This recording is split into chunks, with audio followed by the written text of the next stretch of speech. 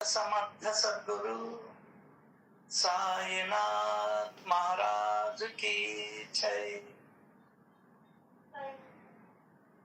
జయం. అందరూ బాగుండాలని, ఆనందంగా ఉండాలని, సంతోషంగా ఉండాలని, సుఖంగా ఉండాలని, ఆరోగ్యంగా ఉండాలని, తగులు కంటాలు లేకుండా ఉండాలని, ఆత్మజ్ఞానాన్ని పొందాలని ఆ దేవాది దేవుణ్ణి మనస్ఫూర్తిగా కోరుకుంటూ ఈరోజు మనం సత్సంగంలోకి వెళ్దాం.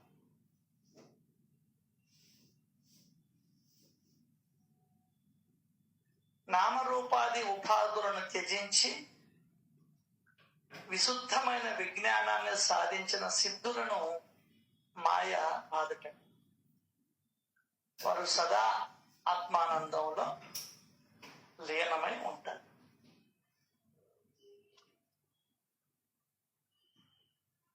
అజ్ఞానాంధకార దృష్టి తొలగిపోతే నానా రకాలుగా ఉన్న సకల సృష్టి లోపించిపోయి ఒక్క ఆత్మస్వరూపమే మన దృష్టిలో ఉంటుంది. మిగతా అన్నిట్లో ఒకే ఒక స్టీల్ అంగడి అంటాం, బంగారు అంగడి అంటాం, ఇనప అంగడి అంటాం, కూరగాయల అంగడి అంటాం, గుడ్డల అంగడి అంటాం.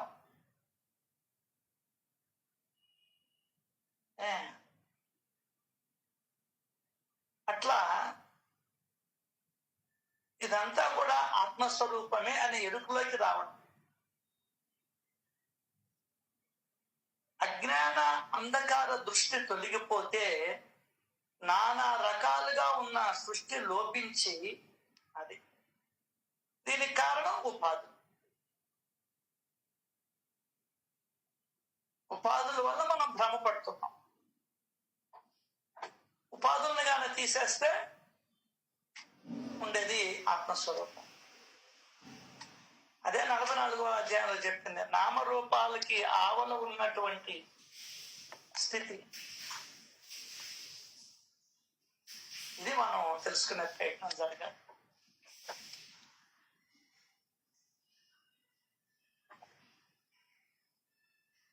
ఇటువంటి స్థితికి ప్రత్యక్ష ఉదాహరణ శ్రీ సాయి చరణాలు.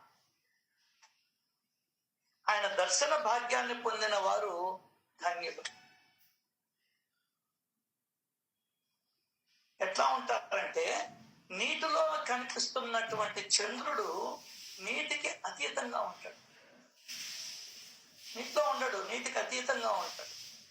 అట్లాగే సత్పురుషులు భక్తులతో గుమికూడి ఉండి కూడా వాస్తవానికి వారు అలిప్తంగా ఉంటారు, ఏం పట్టనట్టు ఉంటారు. వారి చుట్టూత భక్తులున్నా వారికి ఎవరి యందు మోహ మమకారాలు ఉండవు.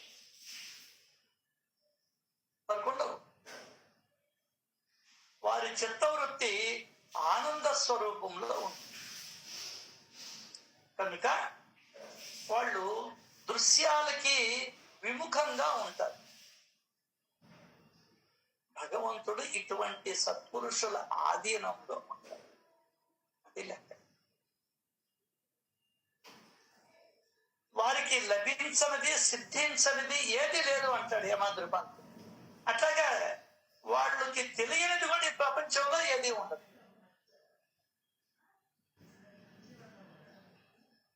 ఇక్కడ ముఖ్యమైన ఇక్కడ ఓబి ఏంటంటే, జగత్తులో ఉపదేశాలు ఇచ్చే గురువులు, పుచ్చుకునే శిష్యులు అసంఖ్యాకంగా ఉంటారు.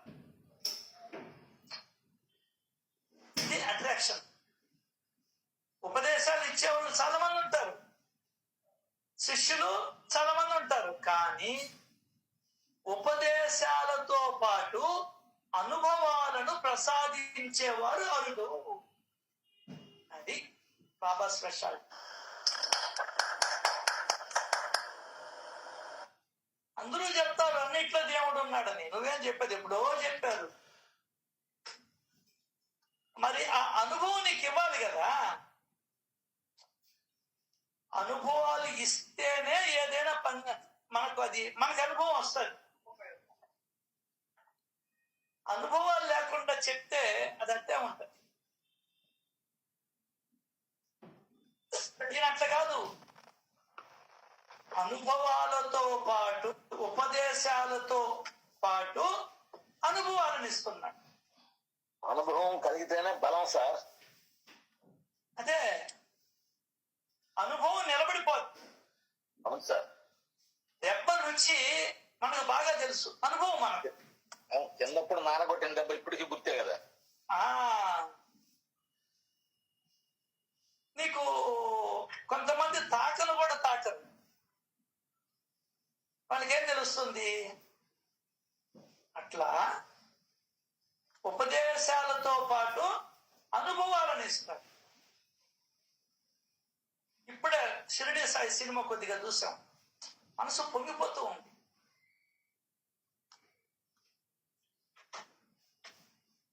అక్కడ నాకు యాక్టర్లు కనబడడంలే, బాబా కనిపిస్తున్నాడు, బాబా తత్వం కనిపిస్తుంది, మన మూర్ఖత్వం కనిపిస్తుంది. ఆ దేవుడు గొప్ప, ఈ దేవుడు గొప్ప, ఈ దేవుడు గొప్ప అని ముగ్గురు పోట్లాడుకుంటుంటారు.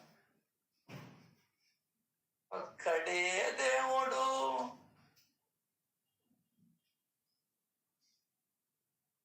దేవుడు ఒక్కడే. అప్పుడు చెప్తాడు, నీళ్ళని తీసుకొని, అయితే మరి వీళ్ళకందరికి ఇన్ని పేర్లు ఎట్టొచ్చాయని అడుగుతాడు. చేతిలోకి నీళ్లను తీసుకొని దీన్ని ఏమంటారు అన్న. నీళ్లు తమిళంలో తన్నీరు, హిందీలో పానీ, ఇంగ్లీష్ లో వాటర్. ఇట్లా వాళ్ళ వాళ్ళ భాషల్లో పెట్టుకున్నారు. అట్లాగే ఒకే శక్తికి, దేవుడికి వాళ్ళు మురుగన్ అని పెట్టుకున్నారు, మనం వెంకటేశ్వర స్వామిని పెట్టుకున్నాం. ఇంకొకరు కృష్ణుడు అని పెట్టుకున్నారు, ఇంకొకరు సాయిబాబా అని పెట్టుకున్నారు. అన్ని కూడా మనం పెట్టుకున్నట్లే కదా. దేవుళ్ళ చేసింది మనమే కదా సార్ వాళ్ళని. దేవుడు చేసిన మనుషుల్లారా, మనుషులు చేసిన దేవుళ్ళారా, వినండి మనుషుల గోల,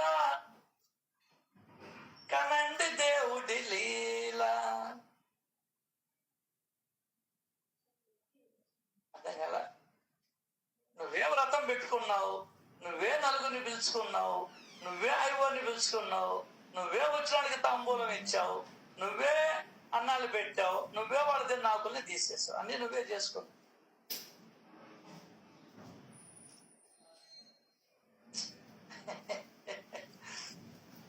ఆ సంగతి నీకు అర్థం కావాల. సూక్ష్మలో మోక్షం. నువ్వే పసుపు పొడి తీసుకున్నావు, అర్థం కాదా? నువ్వే దాంట్లో నీళ్లు కలిపావు, ఇట్ట ముద్ద చేసావు, తమలపాకు మీద పెట్టావు, వినాయకుడు. నువ్వు చేసుకున్నదే అది. అదే తర్వాత పిండాలు పెట్టేటప్పుడు పెద్ద పిండం ఒకటి పెట్టావు, ఇంకొకటి పెట్టావు, ఇంకొకటి పెట్టావు. ఇది మీ అమ్మ అన్నావు, ఇది తర్వాత వాళ్ళ అమ్మ అన్నావు, వాళ్ళ అమ్మని దాన్ని అన్నావు. అర్థం కాదా?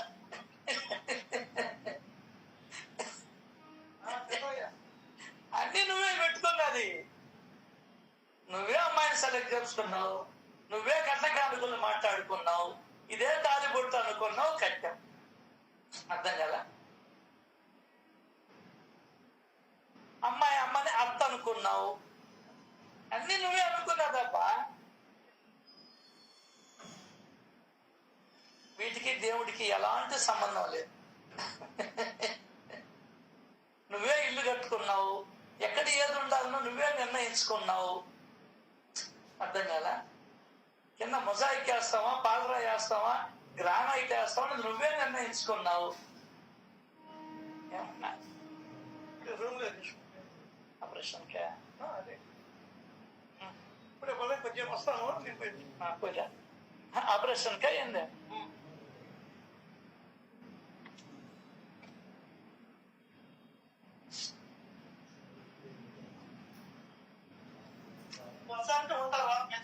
పోయిరా నేను వచ్చేస్తాను.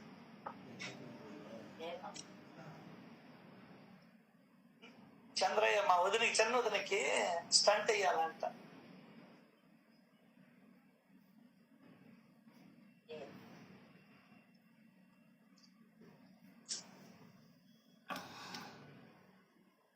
తల్లికి బాగుండాలని ఆరోగ్యం ఆ భగవంతుని కోరుకుంటూ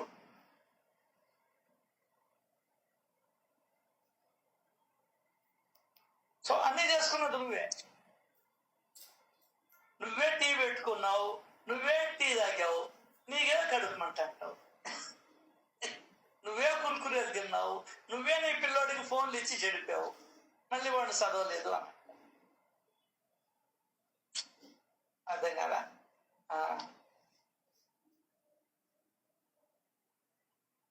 నువ్వే ఫారిన్కి పంపించావు, నాతో వాడు మాట్లాడడం లేదు అని అంటావు, నన్ను చూడడం లేదు అంటావు. నువ్వే కదా పంపించింది ఫారిన్కి చదువుకోమని. ఇట్లా ఉంటాయి మన చేస్తాడు. దేవుడు అలా సాక్షిగా నిలబడి మన చేష్టను చూస్తూ ఉంటాడు. అర్థం కాల? ఆయనకి ఏ సంబంధం ఉండదు. నీకు అర్థం కాల సత్యతను బాగా అర్థం చేసుకుంటే.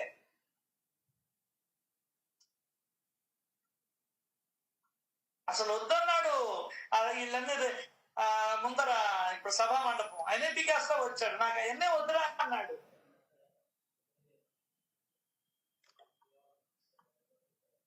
రోజు ఈయన ఒక పైసా ఇస్తే పొగాకు కట్టెలు తెప్పించేవాడు. వాడే మళ్ళీ ఆయన ముందర మూట పెట్టాడు, తీసుకోలేదని బాధపడ్డాడు. వీడి కిట్ట గదలు తిక్క కుదర్చాలని చెప్పి సంచిలో ఉండేదంతా గాను తీసేసుకుంటా వచ్చాడు. ఇంకా దమ్మన్నాడు. ఊరంతా అప్పులు చేశాడు. కాశీరామ్ చెప్పి అర్థమైంది, సిచ్యువేషన్ అర్థమైంది. ఇంకా డబ్బులు ఇచ్చేవాడు చిక్కల. ఇంకేం చేస్తాడు? గర్వం అనిగే ఫినిష్. అనుభవాలను ఇస్తాడు బాబా.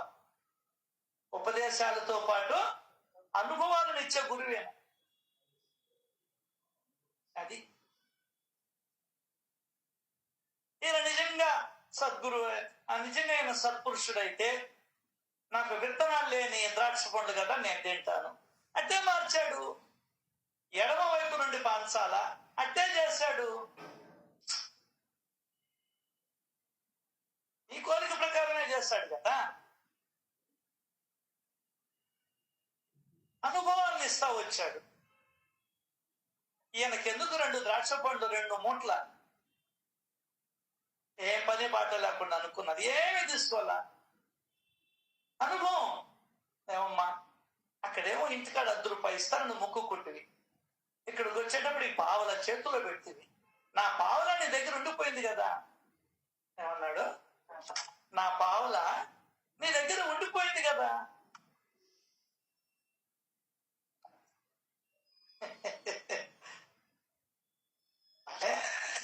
అద్భుతం సార్.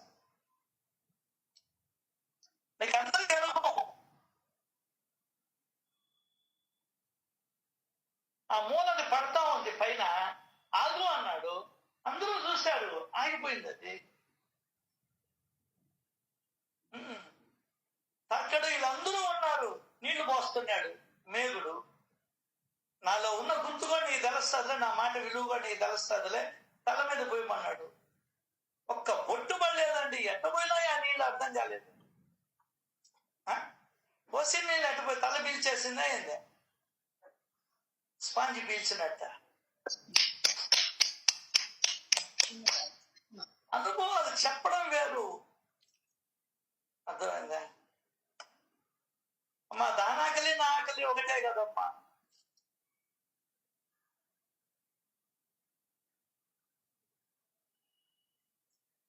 మళ్ళీ చూస్తుంటే మళ్ళీ అన్నదానం గురించి గొప్పగా చెప్పుకుంటారు. నాకు తెలియదు దాంట్లో. నాగార్జున షిరిడి సాయి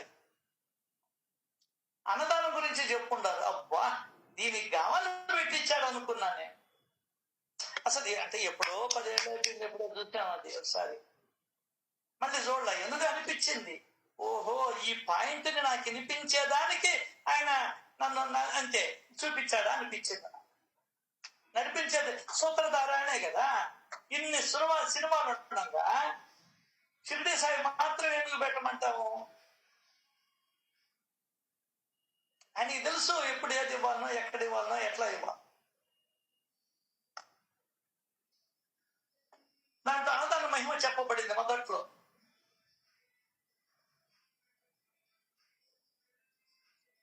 అట్లా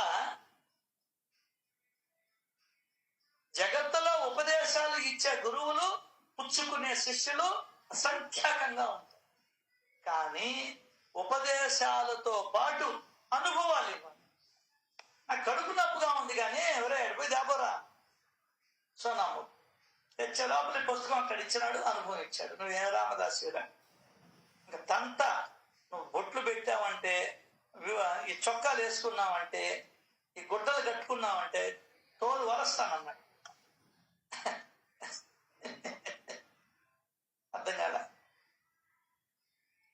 అర్థమైందా? అది కాబట్టి అనుభవాలు ఇస్తాడు. చిన్న పాప కూర్చుంటా ఉండేది షిరిడి బాబా దగ్గర. ఒక సన్యాసి వచ్చి కూర్చునేవాడు. ఆ రోజు ఒక పాప వచ్చి కూర్చున్నది. నువ్వు లేమన్నాడు. నువ్వో బయటగా. అమ్మాయి ముందర వచ్చిన్నది, కూర్చున్నది. చిన్న బిడ్డ అయిపోయా. ఆ మాత్రం జ్ఞానంలే. మళ్ళీ సాధు వేషం ఎందుకు? సాధు అంటే ఏంది? విజ్ఞానాన్ని తెలుసుకున్నవాడు సాధువు అంటారు. సుజ్ఞానము విజ్ఞానము అంటే ఏంది? సర్వజీవులలోనూ భగవంతుడే ఉన్నాడని తెలుసుకోవడం. బాబా కరుణతో సర్వ ప్రాణులలోనూ భగవంతుడే ఉన్నాడని ప్రేమతో భక్తులందరి మనసులలో నాటేవాడు. అనుభవాలు ఇచ్చాడు. వెంకటాబాద్ ఎస్తా వచ్చాడు వామన్ రావు పటేల్. ఇస్సులు కొట్టాడు. ఎందుకు కొట్టావా? నువ్వు వస్తావంటే నీ వెనకాల నేను వచ్చానుగా.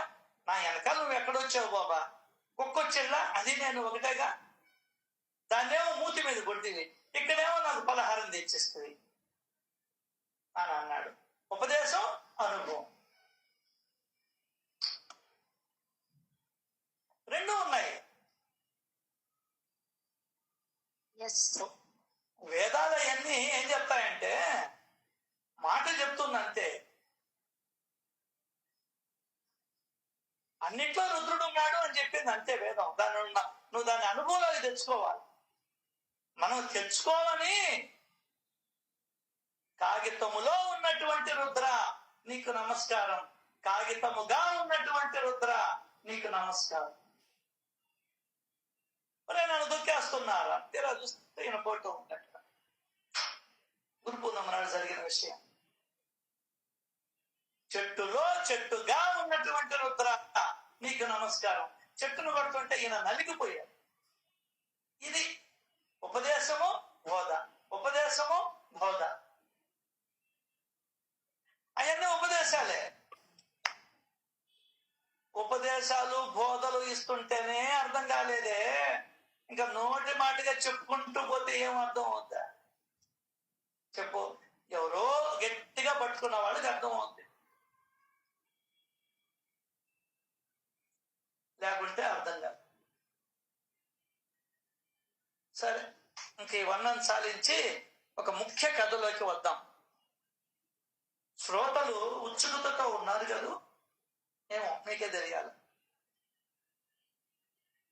విని లాభాన్ని పొందండి.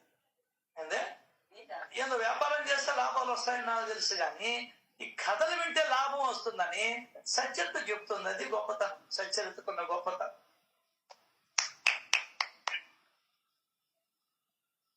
మొఘల్ సామ్రాజ్యంలోని నాందేడ్ పట్టణంలో ప్రసిద్ధి చెందిన ఒక పార్సీ వ్యాపారి ఉండేది. మొఘళ్ళు పరిపాలిస్తూ ఉన్నారు. గొప్ప ధార్మికుడు, పేరు రతన్జీ. లోకులు అతనిని ప్రేమించేవారు.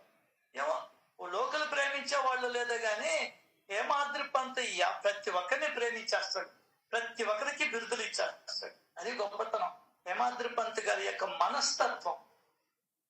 అంటే అంత గొప్ప మనస్తత్వం.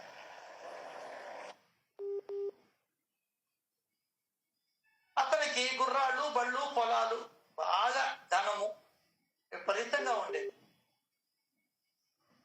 అతని ఇంటి ద్వారాలు ఎప్పుడు తెరిచే ఉండేవాట. ఎవ్వరు నిరాశతో ఆయన ఏదైనా సహాయం కోరి వచ్చినటువంటి వాళ్ళు నిరాశతో మరలిపోయేవాళ్లే కాదు. కాబట్టే లోకలు పొగిడేవాళ్ళు. అర్థం కదా?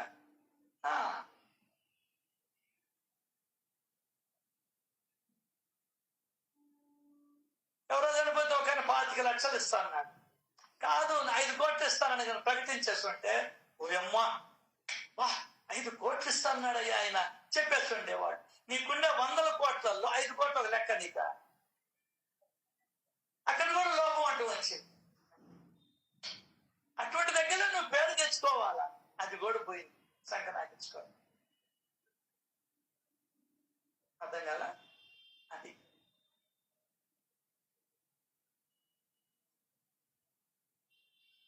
ఎప్పుడూ నిరాశతో మరలిపోయేవారు కదా. అతడు అలా పైకి అహోరాత్రాలు ఆనంద సాగరములో మునిగి ఉన్నట్లు ఉన్నా అతని మనసులో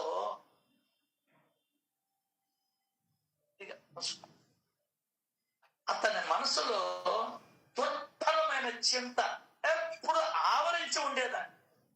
తెల్లారు గట్టాలు వేస్తే పొగ మంచి ఆవరించి ఉంటది, అతని మనసంతా ఆవరించి ఉండేదాన్ని. ఏందో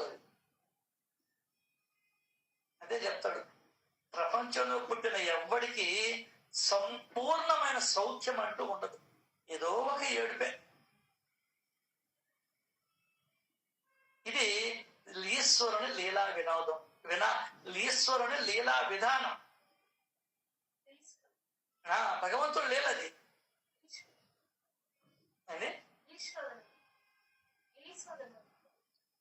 ఇది ఈశ్వరుని లీలా విధానం.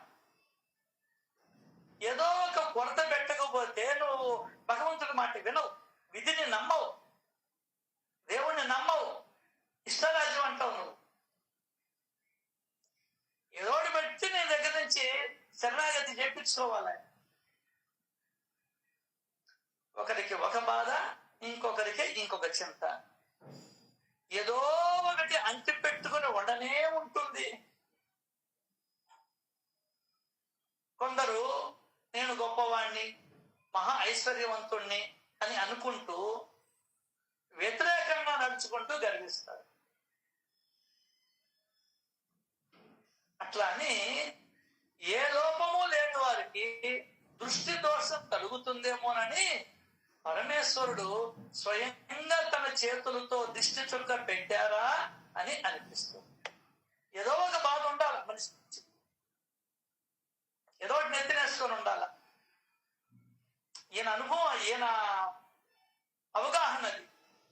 లేకుంటే నువ్వు మాటను పెళ్లి కావాలనో, పెళ్లి చేయలేదనో, పెళ్ళయ్యి కోడలు ఇంకా కాపురానికి రాలేదనో, కోడలు అలిగి వెళ్ళిపోయి పుట్టింట్లోనే ఉందను, పిల్లోడికి పెళ్ళి వద్దను, ఏదో ఒకటి ఉండాలి. అదే సద్గురువు దగ్గర వచ్చిన వాళ్ళకి మాత్రం ఏది ఉండదు. అయితే అవద్ది, కాకుంటే పోదు. ఎందువల్లంటే ఎవరి తిత్తులతో వాళ్ళు వచ్చారు, ఎవరి బుగ్గలతో వాళ్ళు వచ్చారు, ఎవరి పొట్టతో వాళ్ళు వచ్చారు, అట్లాగే ఎవరి కర్మతో వాళ్ళు వచ్చారు ఈ భూమి మీద. అర్థమైందా? నువ్వు మార్చలేవు. క్రియేటర్ ఒక్కడే డెస్ట్రాయ్ చేయగలడు. ఈ సంగతి కూడా తెలియదు మనకు ఆఖరాకి.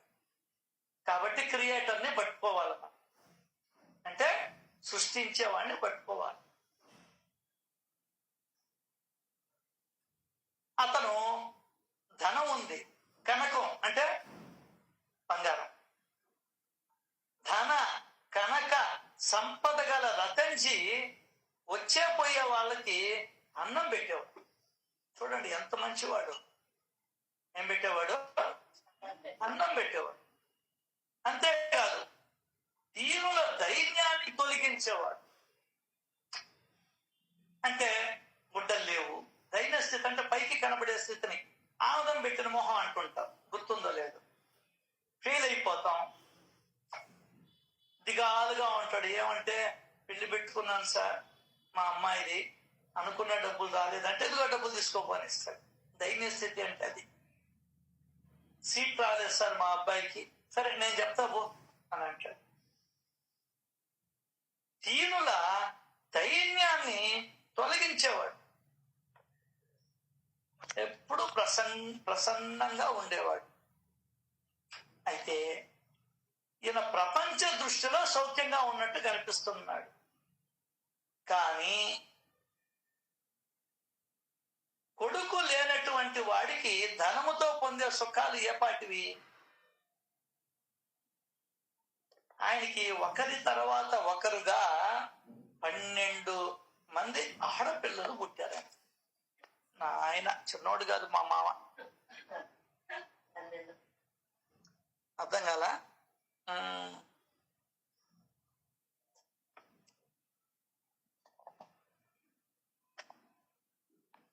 కానీ అతనికి సుఖం ఎక్కడిది? అతని మనసుకి శాంతి ఎక్కడిది? ఎందువల్ల? దానికని కింద రాస్తూ ఉన్నాడు, ప్రేమే లేని వారి కీర్తన, తాళస్వరం లేని గానం, యజ్ఞోపవీతం లేని బ్రాహ్మణుడు శోభిస్తాడా? అప్పుడు ఉండేది దరిద్రం అందరికి.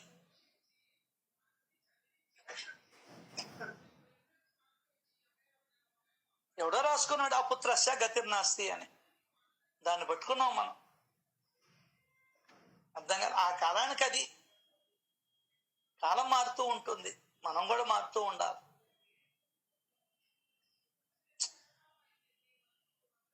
అది కాదు అర్థం. చూడండి, పెద్దోళ్ళకు కూడా మైండ్ దొబ్బింది. నిజంగా చెప్పాలంటే అనకూడదు ఆ మాట. రుణానుబంధ రూపేణ పశు పత్ని శృతాలయ అన్నారు. నీకు కొడుకు గాని, కూతురు గాని, భార్య గాని, భర్త గాని, ఇంకొకరు గాని నీకు కలగాలి, జరగాలి అంటే రుణానుబంధము ఉంటేనే జరుగుతుంది అని మన పెద్దవాళ్ళు చెప్పారు కదా. ఇటు ఏడుస్తూ కూర్చుంటే ఎట్లా? మళ్ళీ దానగా తగ్గట్టు పుత్రుడే నిన్ను ఉద్ధరిస్తాడు అని పెడితే ఎట్లా? మనం చేసుకున్నాం సార్, భగవంతుడిగా ఏమి చేయలే. ఏందే? భగవంతుడిగా ఏమి చేయలే. అరే నేనరా నీ భార్యకి సద్గతిని కలిగించేవాడిని, ఓ అక్కడ తీసేసి ఇక్కడ పెట్టేసారు షిరిడీలో అన్నాడు. అట్లాగే కొడుకు ఉన్నా కూడా కొడుకును రద్దు చేసి ఎవరో కురువు పెట్టారు. ఎవరికి?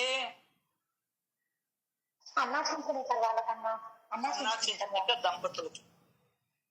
ఎవడు పెడితే ఏముందండి కాలిపోయేదానికి?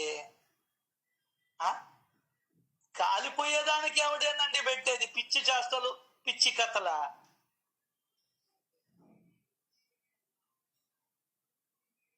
దానికనే సద్గురువు మాటల్ని పట్టుకోవాలా. ఏందే? కృష్ణం వందే జగద్గురుం, ఆయన మాటలను పట్టుకో. శంకరాచార్య వారి మాటలను పట్టుకో. సద్గురు సాయిబాబా మాటలు పట్టుకో. అది కూడా మన వాళ్ళు చెప్పేశారు, ఎవడు చేస్తున్న కర్మ వాడిది అని. కొడుకు రాగానే తల కురివి పెట్టగానే అంతా పోద్దా? నాకు తెలియకడు. శరీరాన్ని తగలబెడతాడు వాడు, అంతే. లోపల మనసు ఉండదు అబ్బాయి, లోపలేముండదు. జీడిపప్పు, ఇప్పుడు డబ్బాల్లో జీడిపప్పు వస్తుంది ప్యాకెట్లలో విడిగా. మొత్తం జీడిపప్పు తీసుకొని అదేం చేస్తాం? భోగి మంటలు వేస్తాం. అంతే ఈ శరీరం కూడా. దీన్ని తగలేసేదానికి ఎవడు దాన్ని పోయేవాడు. పెట్టమంటే పెట్టడం. మీకు ఎప్పుడైనా ఎక్కడైనా ఎవరికైనా సరే పెట్టమంటే నన్ను పిలవండి, వచ్చి పెట్టేస్తా. నేనే డబ్బులు తీసుకుని కూలి డబ్బులు కూడా వద్దు నాకు. గుర్తుపెట్టుకోండి, మీ వాళ్ళకి చెప్పండి. వాళ్ళు ఎవరైనా బాధపడుతుంటే కురువు పెట్టేవాళ్ళు లేడే అని చెప్తే నాకు డబ్బులు కూడా వాళ్ళు ఏ ఊరికైనా పోతా.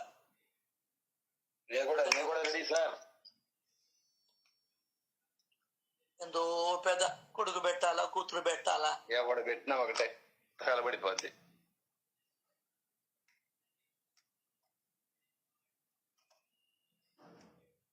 అంత లాభాపేక్ష. ఆ ఇచ్చేది అక్కడ ఎట్టోడు ఉంటాడు, వాడికి డబ్బులు ఇచ్చిన ఒక 500, వేరే వాడికి అయితే 2000, 3000, 4000 వాళ్ళు కొరుగు పెట్టేందుకు వాడు డిమాండ్ చేస్తాడు సార్. ఏందే డిమాండ్ చేస్తాడు కొరుగు అటు పెట్టింది దానికి దాంట్లో 4000, 5000 ఆ ఎట్టోడికి ఇస్తే మళ్ళీ 500తో పోదు. అర్థం కాల? రామారావు అని పిలిస్తే అది కూడా చీరు. అవునవునన్నా, ఆ మోసుకెళ్ళే వాళ్ళు కానీ వీళ్ళందరూ డిమాండ్ చేస్తుంటారు. అంతేందుక మొన్న మా ఇంట్లో జరిగింది ఫంక్షన్ కాదులే, ఫంక్షనే కదైతే అని ఎరగనొకడం మంచి అన్ని స్వీట్లు హాట్ చేసుకుని కర్మ తద్దినాలు అప్పుడా హోటల్లో ఆర్డర్ ఇచ్చుకొని తినేది ఏందైతే ఫంక్షన్ కాక ఏడుపులా. అప్పుడే రాలా చనిపోయినప్పుడు ఏడుపులో, ఇప్పుడు వస్తే నీకు వచ్చి రమ్మని ఏరకుండా కన్నీళ్ళు వాళ్ళ కోసం ఎత్తి పెట్టుకున్నావు నువ్వు.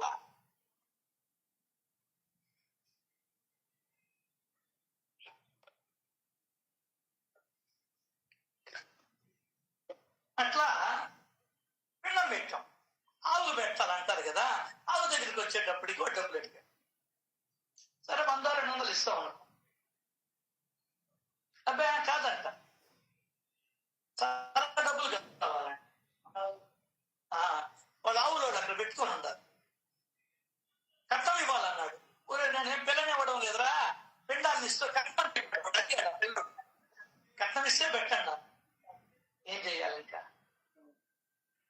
పాపం మా ఉండే వరాహాలు దానికి పెట్టాం. అదే గడ్డి తెస్తే ఏమనరు వాడు. గడ్డి తెచ్చిగానే పెడితే ఏమనరు, పిండాలు తెచ్చి పెడితే మాత్రమే కట్నం వేయాలి. చూసా మీ వీక్నెస్, అవతల వాళ్ళకి క్యాష్.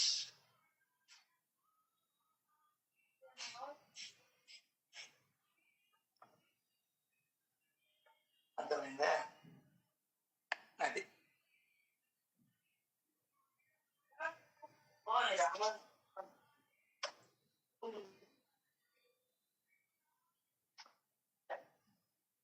ప్రేమే లేని వారి కీర్తన, తాళస్వరం లేని గానం, యజ్ఞోపవీతం లేని బ్రాహ్మణుడు శోభించగలరా? సకల కళా ప్రవీణులై ఉండి విచక్షణ జ్ఞానం లేనివారు, ఆచార సంపన్నులై ఉండి భూతదయాహీనులైతే శోభిస్తారా? ఆచారం బాగుంది, నువ్వు ఎప్పుడో మీ తాతల నాటి ఆచారాన్ని పాటిస్తున్నావు, ఆచారంలో సంపన్నత్వం ఉంది నీకు, మళ్ళీ ఖచ్చితంగా ఆచరిస్తావు నువ్వు ఆచారాన్ని మాత్రం. భూతదయ లేకపోతే చూడండి ఎంత గొప్ప మాట చెప్పాడు. భూతదయ, నీ పాద కమల సేవయు నీ పాదార్చకులతోటి నెయ్యము నితాంత అపార భూతదయయు. వేస్ట్ అండి, బతికి వేస్ట్.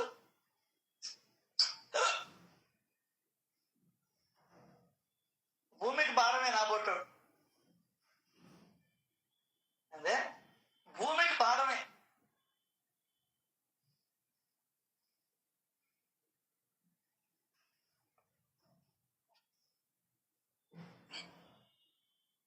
భూతదయాహీనులైతే శోభిస్తారా?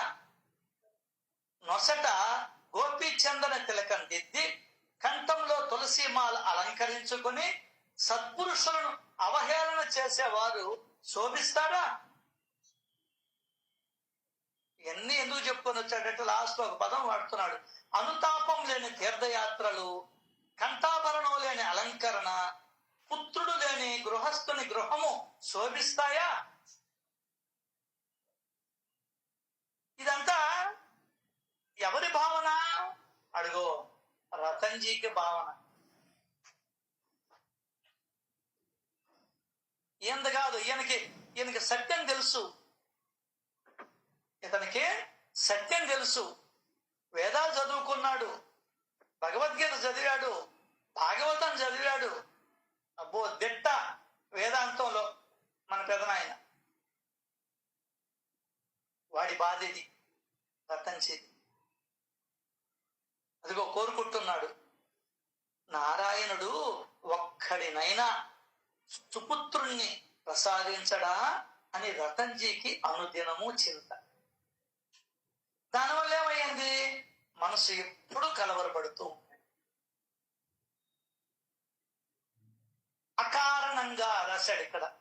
అంటే కారణము లేకుండానే ఎప్పుడు సేటు తన లోపల ఏడుస్తూ ఉండేవాడు.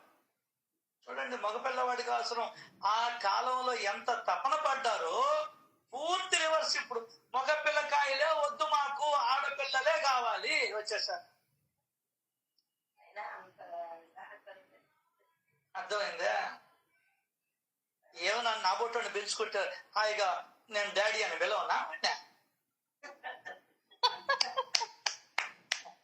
ఒళ్ళు కబుర్లు చెప్తుంటారండి.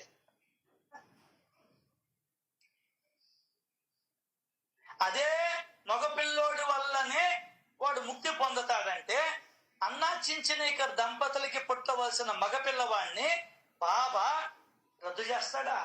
వాళ్ళ నరకానికి పంపిస్తాడా? ఇవన్నీ ఆలోచిస్తే తెలుస్తుంది. ఇవే జ్ఞానరత్నాలంటే. ఇదే జ్ఞానరత్నాలంటే ఇవి. నువ్వు చేసుకున్నది నిన్ను నరకానికో పంపిస్తుంది. నువ్వు చేసుకున్నది నీ కొడుకు కాదు, నీ కూతురు కాదు. ఆ 12 మందికి ఊరేగితే చాలదా?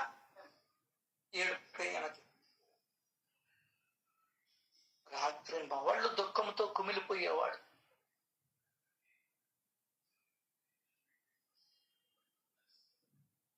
అప్పట్లో ఏంటంటే గౌరవం లేదు.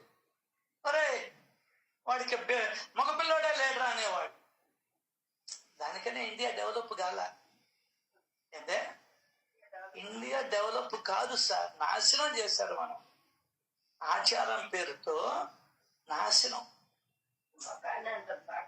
అర్థమైందా? ప్లస్ మైనస్ అని అడుగుతాం మనం. ఒక అద్భుతమైనటువంటి భగవంతుడు ఒక వ్యక్తిని తయారు చేస్తే లోపల తన స్వహస్తములతో ప్లస్సా మైనస్సా? నీకేమరా 2 ప్లస్లు 1 మైనస్సా? 4 ప్లస్లు 1 మైనస్సా? నీకంత రాబడే ఏందో. రాబడి ఏంది? రాబడే ఏందని రాబడి? ఇంకా చెప్పమ్మా, దేశం ఏంది బాగుపడేది? పడదు పడదు పడదు. నాకు 100% నమ్మకం. ఈ అజ్ఞానం తొలగిపోనంత వరకు, ఇతర మనసులని వ్యధ చెందించనంత వరకు ఈ దేశం బాగుపడదు. ఎక్కడైతే స్త్రీలు పూజింపబడతారో, ఎక్కడైతే మనుషులని మనుషులుగా గుర్తిస్తారో ఆ భూమి అద్భుతంగా ఉంటుంది.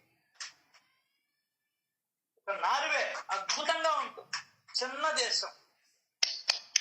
కాదు, భూటాన్ అద్భుతంగా ఉంటుంది. ఆ కథే వేరండి.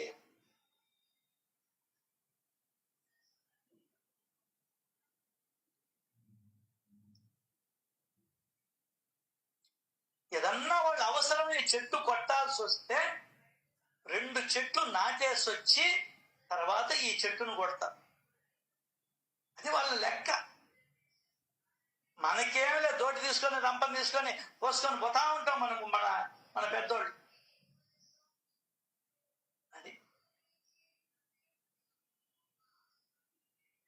అది కళంకంలా అప్పట్లో. చూడండి ఎంత మూర్ఖత్వం. చదువు లేకనే ఇదంతా కూడా. అంటే చదువు లేకనే. అంతేకాదు వేదాలు, ఉపనిషత్తులు, భగవద్గీత ఈ అవగాహన లేకనే, దేవుడి గురించి చెప్పేవాడు లేకనే, తత్వం గురించి చెప్పేవాడు లేకనే. అర్థమైందా? ఇప్పుడు తత్వాన్ని గురించి చెప్పేవాళ్ళు బయలుదేరినారు. ఓరి నాయన, నీకు పెళ్లి కాలేదన్నా, బిడ్డలు పుట్టలేదన్నా, నువ్వు ఎవరికి బాకీ లేవురా అని చెప్తున్నారు. అప్పుడు ఈ తత్వం చెప్పలా.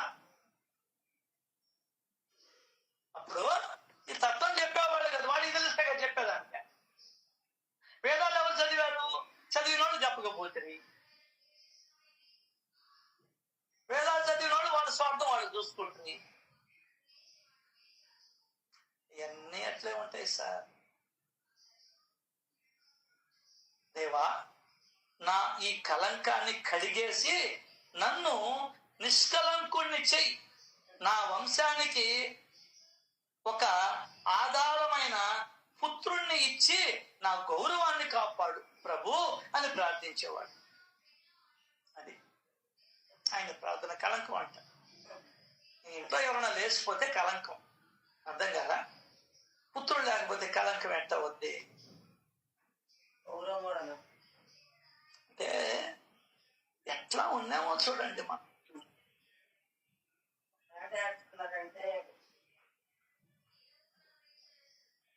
అది ఆయన పరిస్థితి. నాందేడ్లో ఉన్నటువంటి రతన్జీ,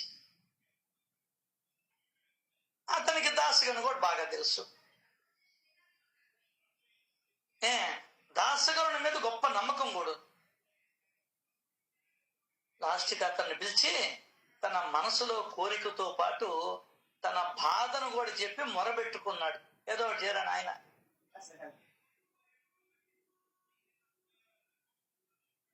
అప్పుడు చెప్పాడు దాసగను, షిరిడీ వెళ్తే నీ కోరిక తీరుతుంది, బాబా దర్శనం చేసుకో, వారి చరణాలను గట్టిగా పట్టుకో, నీ కోరికను వారికి తెలియజేయి, ఆయన నిన్ను ఆశీర్వదిస్తాడు, వెళ్ళిరా, నీకు శుభం కలుగుతుంది అని చెప్పాడు దాసగను. బాబా లీల అద్భుతం, అతథ్యం. బాబా యొక్క లీల అతథ్యం.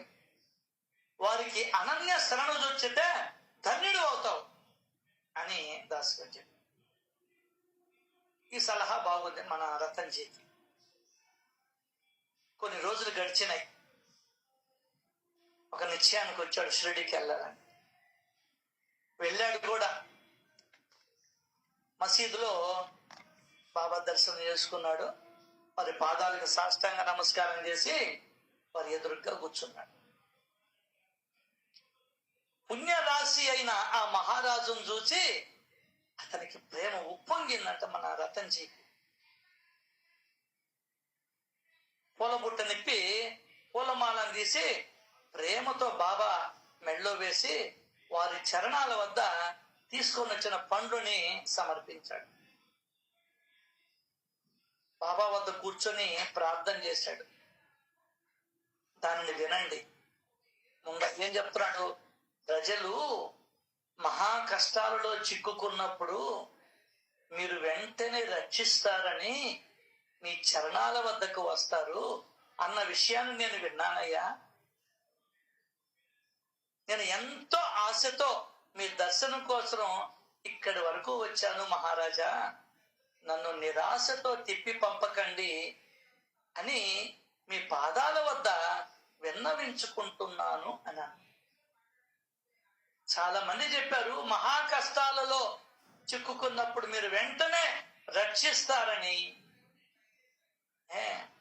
నేను విన్నాను, ఆ మాట ప్రకారంగా వచ్చాను, నన్ను నిరాశపరచకండి అని అన్నాడు. బాబా అప్పుడు ఏమన్నాడు తెలుసా? వస్తాననుకుంటూ ఇవాళ వచ్చావు, నాకేం దక్షిణ ఇస్తావు ఇవ్వు, నీవు కృతార్థుడు అవుతావు.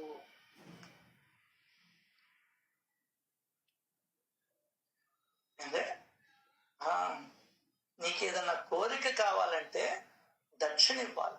నీ కోరిక తీరాలంటే అది ఏదైనా కాని. దానికనే గుళ్ళోకి పోతే నువ్వు ఒక కోరిక కోరుకుంటే డబ్బులేసి రావాలి ముందర హుండీలో.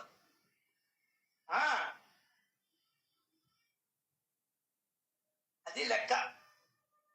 ఇది వేరే. మళ్ళీ తర్వాత ఏదో ఒకటి ఇస్తానని చెప్పడం వేరే. ఇప్పుడు ముందర ఎంతో కొంత వేసి రావాలి నువ్వు. అదే చెప్తున్నాడు, వస్తాననుకుంటూ ఇవాళ వచ్చావు. దాసుకొని చెప్పిన రోజులైంది, నువ్వు వచ్చే రోజులైంది. అక్కడ కూడా లేట్ చేస్తాయి. అదే గుండెల్లో నొప్పి అంటే వెంటనే హాస్పిటల్కి తీసుకోపోతుంది. 24 గంటల కడుపుని వస్తే నొప్పి వస్తే వెంటనే వెళ్ళిపోతుంది హాస్పిటల్. అర్థం కదా? అట్లా వస్తాననుకుంటూ ఇవాళ వచ్చావు. అంత అంతవరకు మేలు. నాకేం దక్షిణ ఇస్తావో ఇవ్వు, నీవు కృతార్థుడు అవుతావు. తెరగరాదు ఏది కూడా. అయ్యా బాబా చెప్తున్నాడు, దక్షిణి కృతార్థుడు అవుతావు, పాస్ అవుతావు. నీ కోరిక నెరవేరాలంటే డబ్బులు ఇయ్యి. ఎవరి దగ్గర నుండి ఏది ఉచితంగా తీసుకోకూడదు.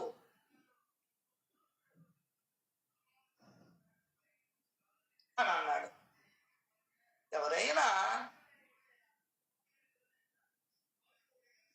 దర్శనానికి వచ్చి బాబా పాదాలకి వందనం చేస్తే వచ్చిన వాళ్ళు హిందువైనా, ముసల్మాన్ అయినా, పార్సీ వాళ్ళైనా, ఎవరైనా రాని బాబా వారిని దక్షిణ అడిగేవాళ్ళు. మొట్టమొదట దెబ్బ ఏటు ఉంటాడా, ఊడతాడా?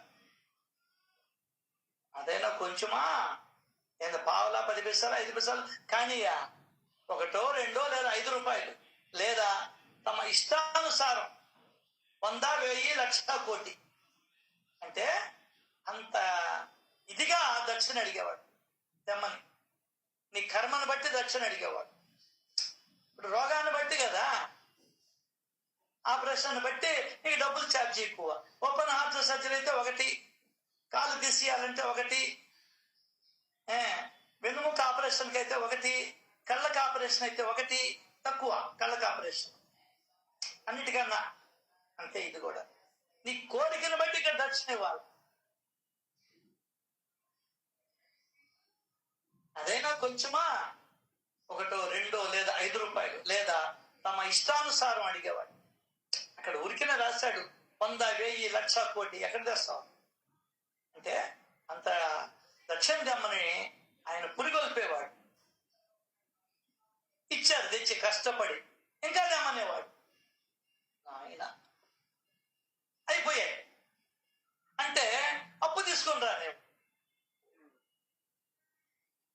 చూడు ఎక్కడా చిక్కలేదండి. లేదు నాన్న, ఓ అప్పు తీసుకురా, పో ఎవరినైనా అడుక్కొని తీసుకురా. ఎక్కడ అప్పు కూడా దొరకనప్పుడు అడగడం మానేవాడు. అప్పుడు చెప్పేవాడు భక్తులతో, నువ్వేమి బాధపడవద్దు, నీకు బోలెడన్ని రూపాయలను ఇస్తా, నా వద్ద నిశ్చింతగా కూర్చో. నిజం సార్, మనం అప్పుడు లేదు, ఎంతో మేలు సార్. మనం ఉందే ఇప్పుడు సపోజ్ నేను అప్పట్లో ఉండి 100 రూపాయలు ఎత్తుకొని పోయి, 100 రూపాయలు ఉండదులే మన దగ్గర, 50, 20 ఎత్తుకొని పోయా, పోగానే డబ్బులు అడిగేవాడు. అక్కడ దర్శనం చేసుకున్నావా లేదో. ఆయన నాకు నా చిత్రపటానికి, నాకు నా విగ్రహానికి తేడా లేదు అన్నాడే గాని అసలు రూపం బయట పెట్టలా. నేను బాబా దగ్గరికి పోగానే చేయి ఇట్లా చాపాడు అనుకో, ఆజానుభావుడు కదా, నేను ఇక్కడ నిలబడి దండం పెట్టుకుంటుండా, ఇట్లా చేయి చాపాడు అనుకో 50 ఇస్తా. ఇక దర్శనానికి కూడా పోం. ఇప్పుడు కాబట్టి 3 దర్శనాలు, 4 దర్శనాలు. అందులో ఇప్పుడు ఈ కార్డు ఉంది. ఏం కార్డు? 60 ఏళ్ళు దాటితే ఇస్తున్నా సీనియర్ సిటిజన్ అన్నా, సీనియర్ సిటిజన్స్.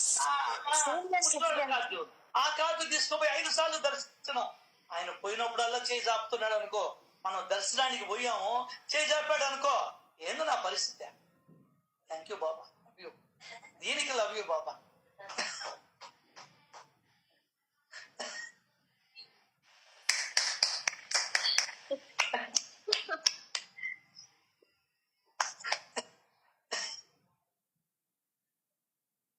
మళ్ళీ పోయాము, మళ్ళీ అంత ఆ చెయ్యి మోకాల మీద వేసుకొని అంటాడు.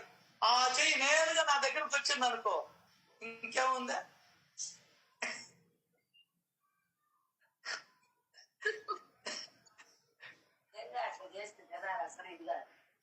అమ్మా అసలు ఇప్పుడు వాళ్ళు కాదు, ఎప్పుడు పో మనం. అబ్బా పోయే వాళ్ళు అసలు ఘోరం మనకి తెలియటలే. వాళ్ళు రియలైజ్డ్ సోల్స్, వాళ్ళు పోయారు, మనం పోతాం. అవ్వలేదా నువ్వా? మొత్తం నా జోబులో తీసుకునేవాడు. మళ్ళీ ఏం చెప్పేవాడు? ఓ అది ఓ అప్పు నెల్లూరు వాళ్ళు ఎవరు కనబడతారా అంటే, నెల్లూరు వాళ్ళు ఎవరో ఒకరు కనబడ్డారనుకో, సో సుజలమ్మో లేదంటే రామారావు గారు లేదంటే పివి గారు ఏవిఎస్ గారు ఎవరో ఒకరు కనబడ్డారు అనుకో, అయ్యా అయ్యా డబ్బులు ఇవ్వని అడిగేది. మళ్ళీ పోతా, మళ్ళీ అడగదు, ఇంకా తెమ్మనేవాడు. నమస్కారం నాయన, మమ్మల్ని అప్పుడు బుట్టి లేదు నాయన, థ్యాంక్స్ బాబా. కొన్ని లక్షల మంది వెనక్కి తిరిగిపోయారు ఆ విధంగా.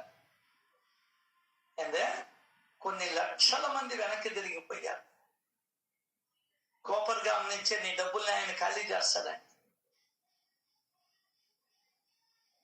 ధ్యానకు వచ్చేస్తాయి వరాల, చెప్పు. అదేనా కొంచెమా, ఒకటో రెండో లేదా 5 రూపాయలు.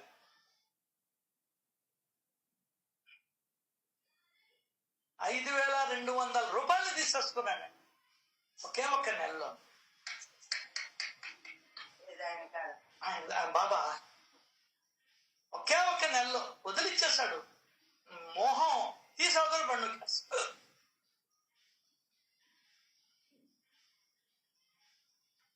ఇచ్చిన తర్వాత ఇంకదే అయిపోతే అప్పు చేసి తీసుకోండి రా. అయ్యా ఎక్కడా ఇంక చెక్కవయ్యా నాక అంటే అప్పుడు నా దగ్గర కూర్చో, నువ్వేం బాధపడబాక డబ్బుల కోసం, నేను నీకు బాగా డబ్బులు ఇస్తాననేవాడు. నీకు బోలెడన్ని రూపాయలు ఇస్తా, నా వద్ద నిశ్చింతగా కూర్చో. అప్పుడు ఒక మాట అనేవాడు, దునియా మే కిసీ కా కోయి హై और किसी का कोई है, अपना तो यहाँ कोई नहीं है, अपना అల్లా హీ అల్లా. ప్రపంచంలో ఒకరికి మరొకరు ఉన్నారు, నాకైతే ఇక్కడ ఎవ్వరు లేరు, నాకు అల్లాయే అల్లా. నన్ను ప్రాణ సమానంగా ప్రేమించేవారు నాకు కరువు. నన్ను డబ్బులు అడుగుతున్నాడు అని అనుకుంటున్నారే గాని అలా అనుకొని నన్ను ప్రేమించడం వీళ్ళు జనాలు.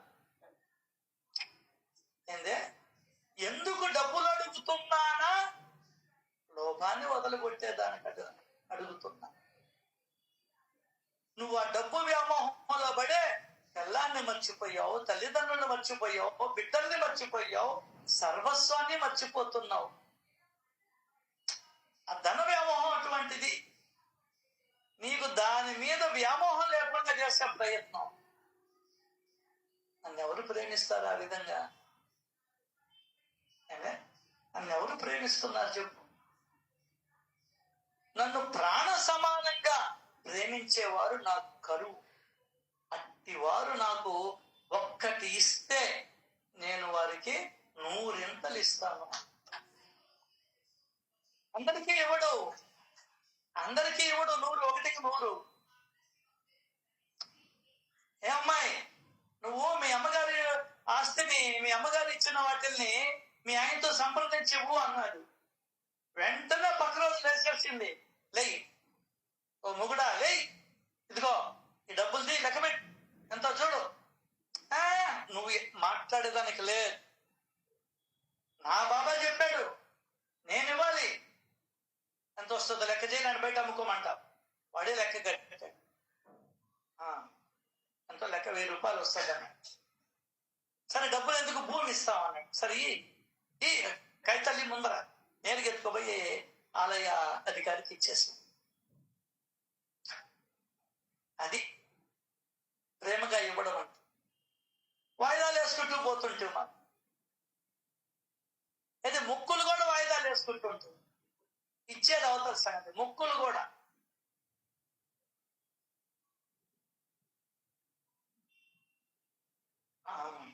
గొప్ప గొప్ప వాళ్ళని, లక్షాధికారులు సైతం దక్షిణను అడగడానికి పేదవాడి ఇంటికి వెళ్ళమని సాయి మహారాజ్ ఆజ్ఞాపించాడు. ఇది ఇంకా ఘోరం, అర్థం కాదా? టాటా, అంబానీ ఇటువంటి వాళ్ళు వస్తే అక్కడ పూలు అమ్ముకుంటుంటారే, రోజా పూలు పట్టుకొని అమ్ముతుంటారే, దగ్గరికి పోయి దర్శనం రమ్మని. అంత ఇదిగా ఆయన చేశాడు. భాగ్యవంతుడైనా, బికారి అయినా, పేదవాడైనా, బలహీనుడైనా, ఒకరు ఎక్కువ ఒకరు తక్కువ అని సాయి ఎప్పుడూ తలచేవారుగా. గొప్ప గొప్ప వాళ్ళైనా సరే, శ్రీమంతులైనా సరే, వారి ఆజ్ఞను శిరసావహించి వారి కొరకు అభిమానంగా పేదవారింటికి వెళ్ళి చేయి చాపేవాడు.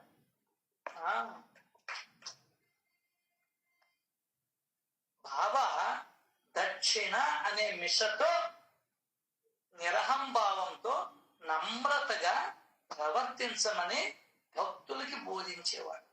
అది లెక్క. సాధువులకి డబ్బు ఎందుకు? ఎవరికి? సాధువులకి ధనం ఎందుకు అని మనలో సంశయం కలగొచ్చు. కానీ బాగా ఆలోచిస్తే మనకు ఆ సంశయం తీరుతుంది. మరి సాయిబాబాకి ఏ కోరికలు లేవు కదా, మరి వారికి దక్షిణ అంటే డబ్బుతో ఏం పని? అసలు భక్తులను డబ్బు అడుక్కునేవారు నిష్కాములు ఎలా అవుతారు? రాయిని రత్నాన్ని, రాగి నాణ్యాన్ని బంగారు నాణ్యాన్ని ఒకేలా చూచేవారు చేయి చాచడం ఎందుకు? చూడండి ఎన్ని ప్రశ్నలు వస్తున్నాయో. కడుపు నింపుకునేదానికి భిక్ష చేస్తా ఉండే, వైరాగ్య దీక్ష ఉండే, నిరాపేక్ష ఉండే, అటువంటి ఈయనకి డబ్బు పైన ఆపేక్ష ఎందుకు? అంతేకాదు అష్టసిద్ధులు చేతులు జోడించుకుని ఎప్పుడు ఆయన ద్వారం వద్ద కూర్చుని ఉంటాయో, నవవిధులు ఎవరి ఆజ్ఞను పాటిస్తాయో అట్టి వారు డబ్బును అడుకోవడం ఏంది?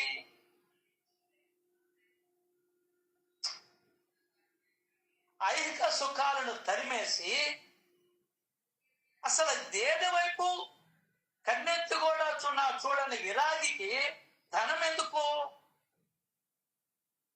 సాధువుకి అసలు దక్షిణతో ఏం పని? మరి వారు ఏ లోకం ఏ కోరిక లేకుండా ఉంటారు కదా. ఫకీరుగా ఉన్న లోభం వదలలేదా? నిత్యం డబ్బును ఆరాధించడమా?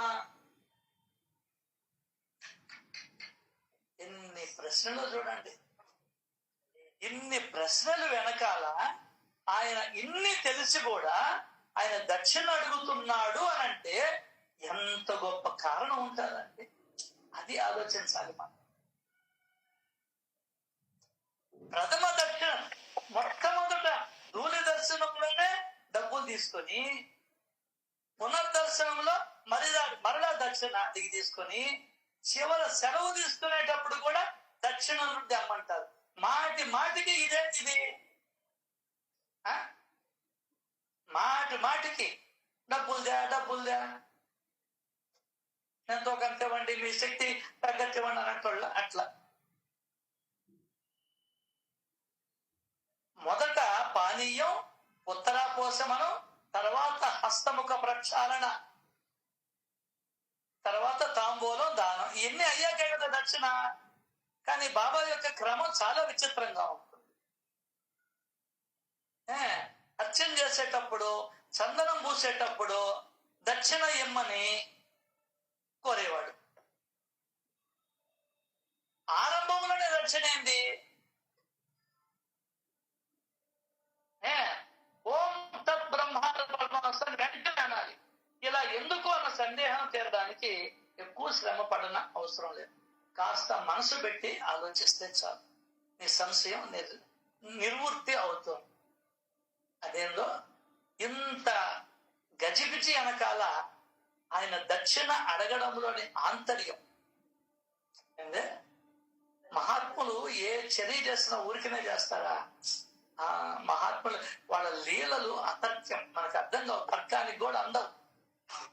మహాత్ముల లీలలు అగమ్యమైనటువంటి ఆ హరి లీలలు ఆ హరికే తెలుసు. అన్యులకు అర్థం కావు, ఎవరికి అంతుపడతావు. అలా ఇన్ని క్వాలిఫికేషన్స్ ఆయన దగ్గర ఉన్నా అసలు డబ్బులతో ఏం పని అని ఆ రోజుల్లో పెద్ద చర్చలు వేసింది. మనకు తెలియదు ఇవన్నీ. వీళ్ళు వెళ్ళిన వాళ్ళంతా బయటకు పోయి చెప్పారు ఆ మాట. వాళ్ళంతా అనుకున్నవాడు, సత్పురుషుణ్ణి దర్శనం చేసుకోవాలనుకున్నవాడు మాత్రమే వచ్చాడు ఇక్కడ. మిగతా వాళ్ళు షిరిడీలో ఉండి కూడా పోలేకపోయారు. అక్కడ అది కర్మ. షిరిడీలో ఉండి కూడా పోలేకపోయినా చాలా మంది ఉన్నారు. దేనికి? దక్షిణ నెపంతో. ఇదే మాట ఆయన కూడా అన్నాడు, రామకృష్ణ పరమహంస. నేను ఈ కలకత్తా వాసుల్ని ₹10 పావలో రూపాయో అడిగితే నా దగ్గరికి ఒక్కరు కూడా రారు, అంత ఊరికి చెప్తున్నానని ఇక్కడ వచ్చి కూర్చుంటున్నారు అని అన్నాడు. ఏది 225 ఏళ్ళు దగ్గర అప్పుడే డబ్బుకి ఎంత ప్రాధాన్యత ఉంది. మరి ఈ కాలంలో లగ్జరీస్ ఎక్కువైపోయా, ఇంకెంత ప్రాధాన్యత ఎవరికి వాళ్ళు ఆలోచించుకోవాలి. సో ఈ దక్షిణ వెనకాల ఉన్నటువంటి మూల కారణం ఏందో రేపొచ్చే సత్సంగంలో తెలుసుకునే ప్రయత్నం చేద్దాం. శ్రీ సచిదానంద సమర్థ సద్గురు సాయినాథ్ మహారాజుకి జై జై జై. జై సాయి సాయినాథ్ మహారాజ్ కి సాయినాథ్ మహారాజ్ సాయినాథ్ మహారాజ్ సాయినాథ్ మహారాజ్ జై సాయి. ధన్యవాదాలు సాయి. సాయిరామ్ సార్, చాలా ధన్యవాదాలు సార్. అందరికీ ధన్యవాదాలు.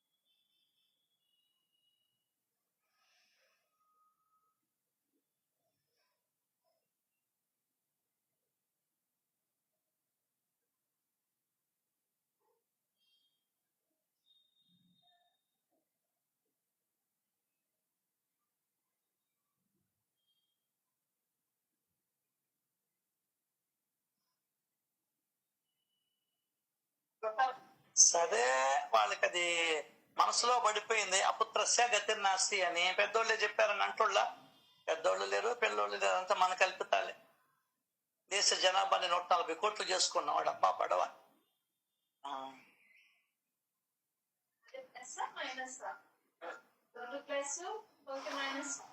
ఇలాంటి నెగటివ్ మాటలు బాగా పట్టుకుంటాయి సార్. అది సహజం. అది ఆయన దగ్గర డబ్బులు కానీ లేకపోతే ఎందుకు బాబా ఈ పిల్లల్ని కూడా నువ్వే తీసుకోమనేవాడు. ఆయన ఆడిచ్చిన డబ్బులు ఫుల్ గా ఉన్నాయి, పెళ్లిళ్ళు చేయగలడు, అల్లుళ్ళని తెచ్చుకోగలడు. అదే డబ్బులు లేవనుకున్నా ఆయన ఈ 12 మందిని ఎక్కడ సాకేది బాబా? నేనా నీకు పోడు సార్, అసలు బాబా దగ్గరికే పోడు.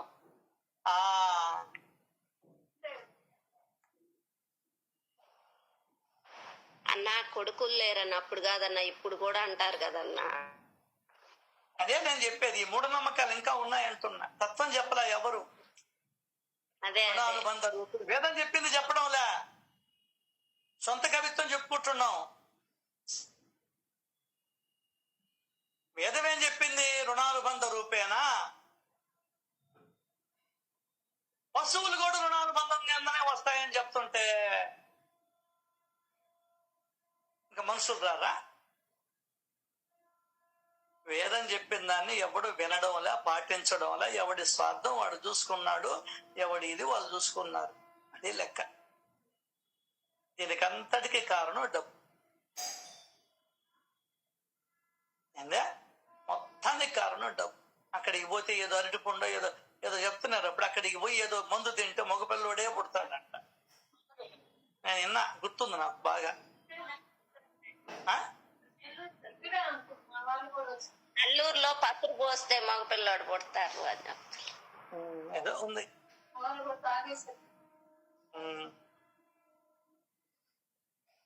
నేను కూడా పోయాం, ఆడపిల్ల పుట్టాను.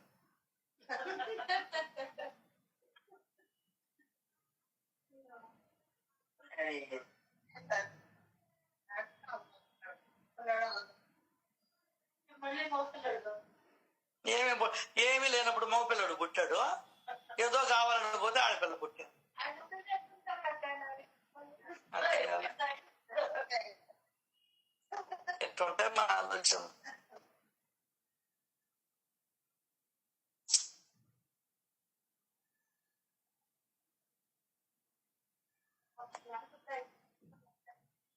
గమనుండారా? సాయినాథ్ మహారాజ్ కి చెయ్యన్నా. దానికి అన్నా చించినీకరికి భలే వచ్చిందన్నా. అన్నా చించినీకరికి మగపిల్లవాడితోనే గనక ఈ సద్గతి అదే కలిగే పని అయితే గతిర్నాథ్తో ఏదో కలిగే పని అయితే ఆయన ఎందుకు ఆ మగపిల్లవాడిని తీసేస్తాడు, ఇచ్చేవాడు కదా అని చెప్పి భలే వచ్చిందన్నా. ఇంకా అదే అన్ని నువ్వు చేసుకున్నావు అని చెప్పి చెప్పాడు చూడండి స్టార్టింగ్. నువ్వే సత్యనారాయణ స్వామి వ్రతం పెట్టుకున్నావు, నువ్వే అందరిని పిలుచుకున్నావు, నువ్వే పూజ చేసుకున్నావు, నువ్వే భోజనాలు పెట్టావు. అంటే ఏది అంటే కర్మ ఏదైనా కానీ నేనే చేసుకున్నాను అనే దానికన్నా నువ్వే మాట్లాడే వాళ్ళని తెచ్చుకున్నావు, బంధువులంతా వినే వాళ్ళని పిలవలా, భజన చేసే వాళ్ళని పిలవలా. బాగా తెలుసు ఒక్కరు కూడా నేను పిలిచిన వాళ్ళల్లో ఒక్కరు కూడా సత్యనారాయణ కథను వినరు అని. ఆయన కూడా పిలుస్తాం, వాళ్ళు ఎవరైనా అనుకుంటారు.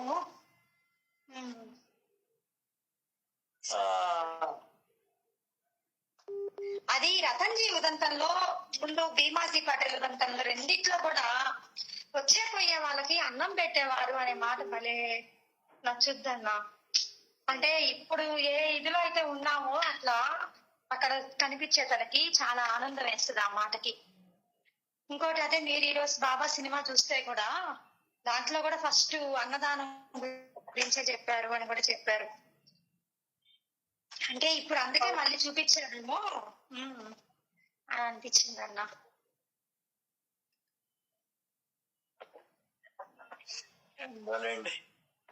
జీవితం రేపు మాకు వాడికో రాలిపోయేదా. ఇంకోటి కూడా చెప్పారు కదన్న, ఎవరైనా మీరు నన్ను పిలవండి. నిజంగా అన్న ఆ కొరివి పెట్టడానికి ఊరకే జస్ట్ అట్లా ముట్టించడానికి మన వీక్నెస్ వాళ్ళకి క్యాష్ అని, పిండాలు పెట్టడానికేమో ఆవుకి డబ్బులు అడుగుతున్నారు, మళ్ళీ అదే గడ్డిస్తే ఏమో డబ్బు అడగట్లేదు. అసలు నిజంగా చూడండి అన్న ఎంత అనాలోచితమో. అబ్బా వాళ్ళకి అర్థమైందమ్మా, వీళ్ళు పిండాలకు ఆవుకు పెడితే మంచిదని ఆలోచించ వస్తారు. ఎస్ అన్న, అదే మన వీక్నెస్ వాళ్ళ క్యాష్. అదే అదే అన్నోళ్ళు మంచి పని చేశారు, తీసుకెళ్లి వరాహాలకు పెట్టేశారు. వరాహం నిజంగా వరాహం వరాలే. చెప్పాడు చూడు, డాడీ అని పిలవాలంటే నన్ను పిలవండి, నేను పిలుస్తాను డాడీ అని. అవునక్క, డాడీ అని పిలిపించుకోవాలంటే దానికన్నా నన్ను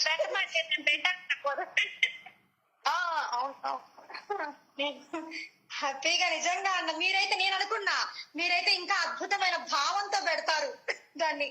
అమ్మా మీకు ఎక్కడున్నా కూడా సద్గతి కలగాలని, లేదా మంచి జన్మల్లోకి వెళ్ళాలని, వాళ్ళు చేసిన పాపాలన్నీ పోవాలని, ఇట్లా ఏదైనా మంచి భావంతో పెడతారని అనిపించింది నాకు.